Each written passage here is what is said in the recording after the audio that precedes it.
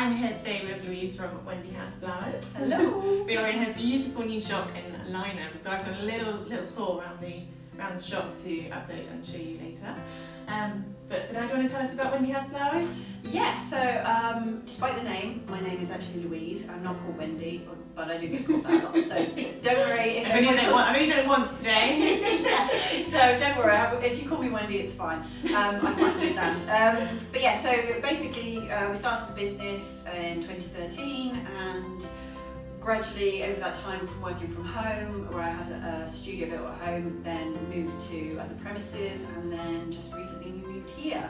And so the name is part and parcel to do with how I started. So it was a weird dream my husband had. I blame him entirely. I had a different name in mind, but he had a crazy dream that I was arranging flowers inside one of those children's Wendy houses with my legs and arms stuck out the windows. Oh my gosh! I think he had too much cheese that night, so he just decided that was a brilliant name for the florist. Sweet. I like that. So we went with it, and because of that, the workshop at home was then built from bits and pieces of the old sort of wooden style Wendy houses. Yeah. And we sort of made it up on bricks. So it was a a good sized space, but outgrew it pretty quickly. So hence why we've moved on. But the name stuck. So that's why That's I got really it. sweet. Yeah, I can imagine you like Alice in Wonderland now hanging out. that's how Wendy we had it in his head. But it it did feel a bit like that sometimes in the Wendy house, because it was quite cramped at times. Yeah. But it was a lovely start. We've still got it. We use it as a spoiling shed now, so it's fine. So yes, kept the name, but yes, just a note. That's the name of the business. Not Wendy. I'm Louise. Perfect. So we're going to hear some top tips about wedding floristry. So fire away with your first tip that you've got for us. Okay, top tip, do your research, definitely, without a doubt. You have to really vet these people, check their reviews, check their social medias, check that the images on the website are genuine against what they produced, because there are people out there that will use other people's images to sell their work, and it's not theirs. So you do have to vet people. And another reason why we always say book a consultation is partly so we can get to meet you and you can meet us, because it's important that you can build that trust with someone. There's no point having someone, you wouldn't spend that kind of money on, a new kitchen, a new car, without going to see it and speaking to the people involved. So it's the same process with the wedding.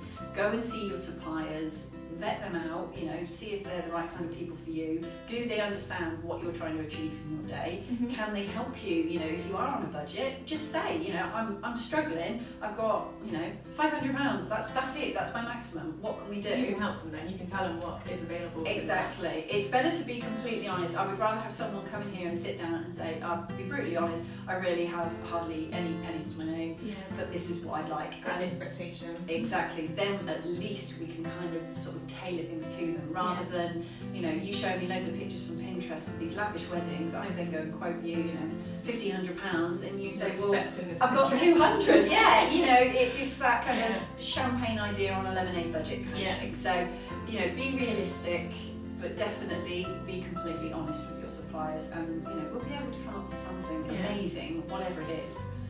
That's always options. Exactly. And I would always say there's a few things that you'll probably find these on blogs and on my website later, but one of the key phrases I used recently is, when it comes to planning a wedding, be a complete nerd.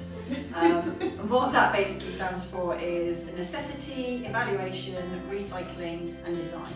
So first of all, with the necessity, make sure you've worked out two lists. You've got your needs and your wants. The wants come later. If you can afford them, great, have them, but stick with the basics first of all. Then evaluate, so you need to evaluate what are the key areas of your venue, what's the key areas of your day, what are the most important things that you want from that day.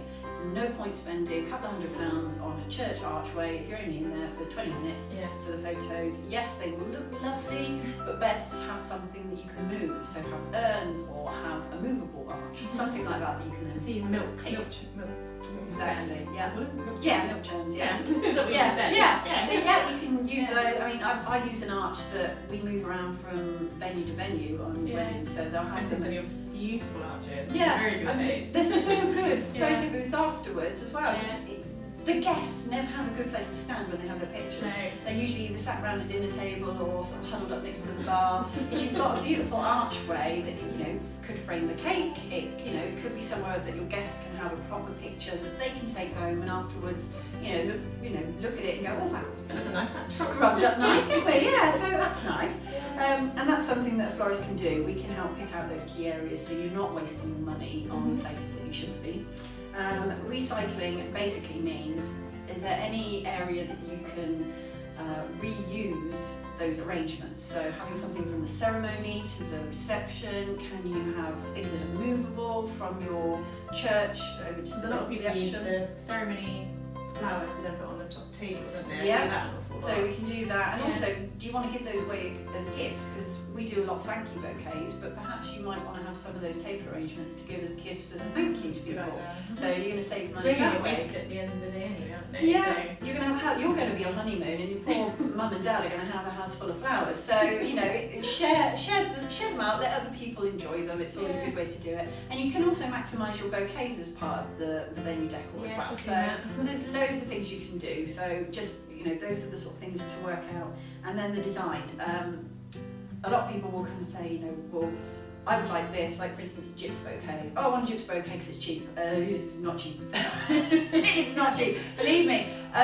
You would probably save more money having a hydrangea bouquet with just a single hydrangea, perhaps with a lovely ribbon, than it would be to have the gyps bouquet, because it takes a lot of gypsophilia to make a good bouquet, and it takes a lot of time as well.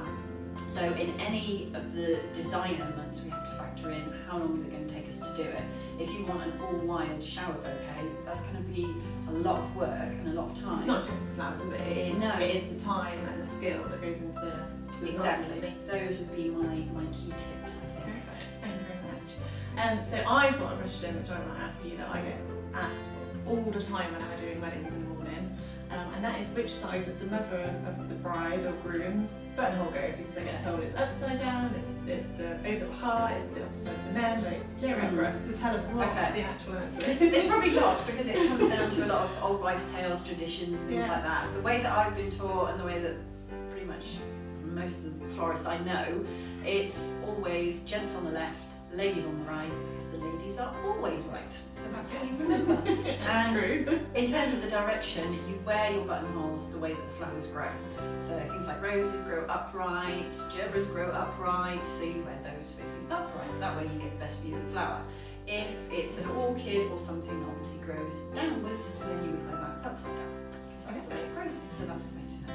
Thank you very much. Alright, so what we're going to do now is a hairbine crown challenge. We're going to do it in under 3 minutes, is it? Well, yeah, we're We're going gonna to try. 3 minutes. Obviously, we might speed this up so that you don't get Every bored. time lapse, Yeah. you won't get bored. Yeah, so 3 minutes time challenge to see how far we get on these little hair vines, and then we can show you some ways that they can be worn in the hair. Perfect. Brilliant. Right, let's get to it. Cool. Okay, so we're here ready to do our 3 minute vine challenge. We've got all our bits and pieces. And just to point out, we have cheated already. Well, we had to prep because every single thing that when we make hair crowns, hair vines, whatever we're making, every little flower has to be wired. So I spent a good half an hour, 45 minutes yesterday wiring every little bud. And this is kind of what goes into making it. So, so the challenge is just the assembly. The prep work had to be done yesterday. So. And this is probably not going to turn out perfect, but we'll see how it goes. You've got our timer ready? Yep. Perfect. Okay, Ready to go? Okay, ready, go.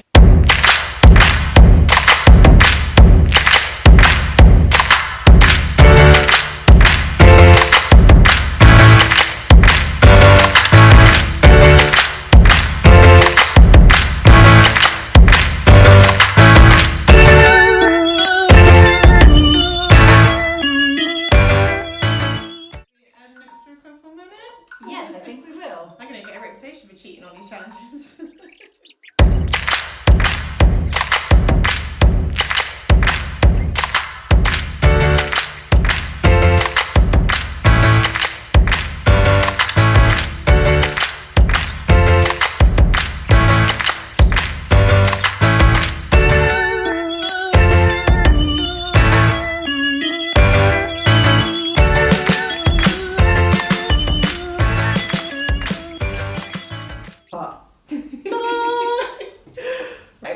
Obviously, sideways.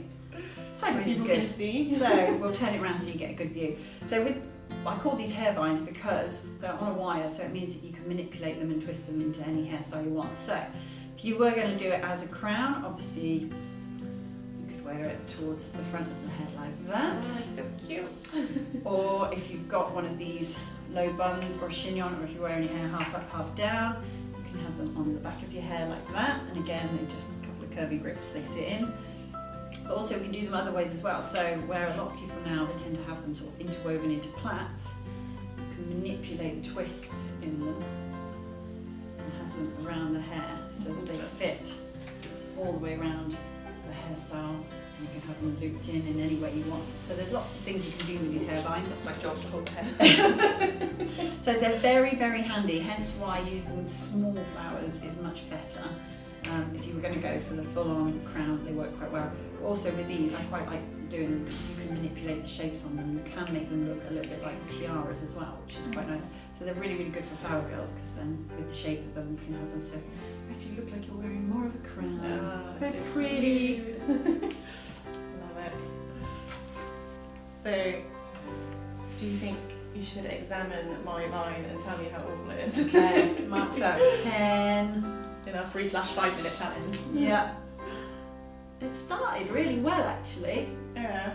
And then I got a bit panicky. Yeah. Yeah. I can see where the wires are poking out. That would be my only concern. You might be stabbing someone in the head. But other than that, no, it seems pretty solid. They're not going to go anywhere. I did cheat. I wedged a few extra pushes in whilst you were I getting can see done. it. We've got a movable part, people.